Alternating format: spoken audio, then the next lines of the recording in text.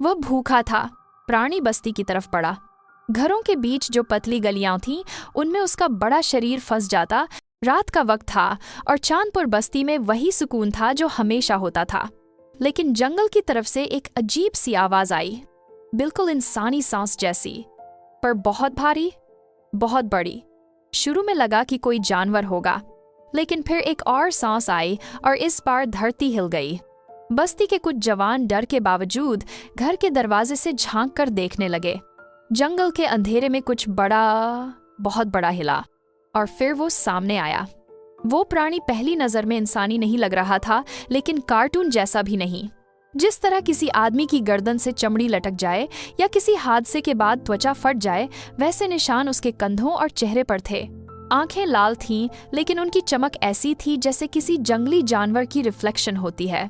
वह चल रहा था भारी भारी सांसें लेते हुए, और हर कदम पर जमीन कांप रही थी। लोग डर के मारे जम गए। कोई समझ नहीं पा रहा था कि यह विशाल जीव किसी प्रयोग का नतीजा था, किसी आग के हादसे में जलकर बदल गया था, या जंगल में अकेले जीते जीते इसकी इंसानी शक्ल बिगड़ गई। बस एक बात साफ थी, वह भूखा था। प्राणी बस्ती की तरफ बढ़ा।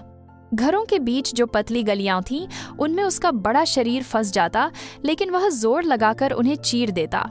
कोई चिल्लाया, कोई दरवाजा बंद कर रहा था, कोई बच्चों को बिस्तर के नीचे छिपा रहा था। एक औरत छत पर कपड़े उतार रही थी। प्राणी ने उसकी तरफ देखा और बस अजीब सी जिज्ञासा के साथ एक कदम उसकी ओर बढ़ाया। औरत चीखते हुए नीचे भाग गई। उसके अंदर कोई अलौकिक इरादा नहीं था, बस एक बड़ा उलझा हुआ गुस्सैल भूखा जानवर जैसा बर्ताव। जिस चीज में हलचल होती वो उसी की तरफ जाता, आवाज होती तो रिएक्ट करता, लाइट जलती तो वहीं रुक जाता। बस्ती के जवान एक दूसरे को देख रहे थे, किसी को समझ नहीं आ रहा था कि क्या करें। इमरान ने धीरे से कहा, ये जानवर भी हो सकता है, इंसान भी, बस बड़ा है और अकेला। अगर हम डर कर भागे तो सबको पकड़ लेगा, अगर इसे उलझाए रखें तो शायद भाग जाएगा। ये कोई प्लान नहीं था, बस बचने की एक उम्मीद थी। लेकिन उस वक्त लोगों के पास उम्मीद भी काम आती है। जब प्राणी बस्ती में आया, उसने सीधे किसी को मारने की कोशिश नहीं की। वह बस हर हलचल पर आक्रामक प्रतिक्रिया दे रहा था। जब किसी ने टॉर्च जलाई, उसने मुंह पर हाथ रखा जैसे रोशनी उसे चुभ रही हो।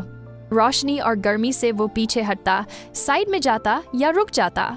इमरान ने देखा, ये रोशनी से बचता है, जैसे जंगली जानवर करते हैं। जवानों ने टॉर्च और आग के सहारे उसे एक पतली गली की तरफ मोड़ा।